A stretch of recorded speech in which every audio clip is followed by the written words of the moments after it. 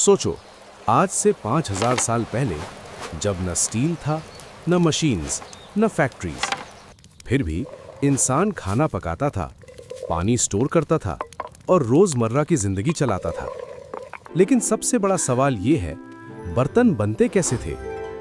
सब कुछ शुरू होता है मिट्टी से। पुराने जमाने के लोग नदियों के किनारे से चिपचिपी मिट्टी इकट्ठी करते थे। ये मिट्टी उनके लिए सोना थी, क्योंकि इसी से जिंदगी चलती थी। फिर शुरू होता था एक सब्र का काम। मिट्टी को पानी के साथ मिलाकर उसे हाथों से गूंधा जाता था, बार बार, जब तक वो बिल्कुल नरम और स्मूथ ना हो जाए। इसके बाद सबसे इंटरेस्टिंग प्रोसेस आता था, हाथ से शेप देना। कोई मशीन नहीं, कोई टूल्स नहीं, सिर्फ उंगलियों की मदद से लोग धीरे धीरे मिट्टी को गोल घुमाते, ऊपर उठाते और एक बर्तन का शेप देते। बाद में कुछ सभ्यताओं ने एक नया इन्वेंशन किया, कुम्हार का चक्कर।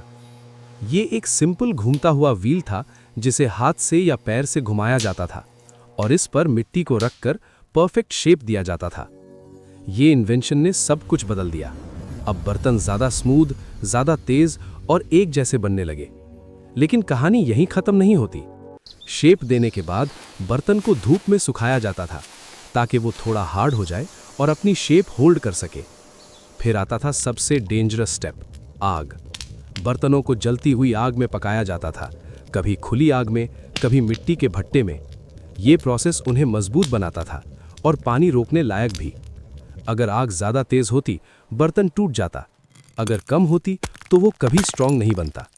यानी हर बर्तन एक रिस्क था और हर कुम्हार एक आर्टिस्ट भी था और एक साइंटिस्ट भी। धीरे धीरे लोगों ने डिज़ाइंस बनाने शुरू किए, रंग, नक्श और अलग अलग शेप्स।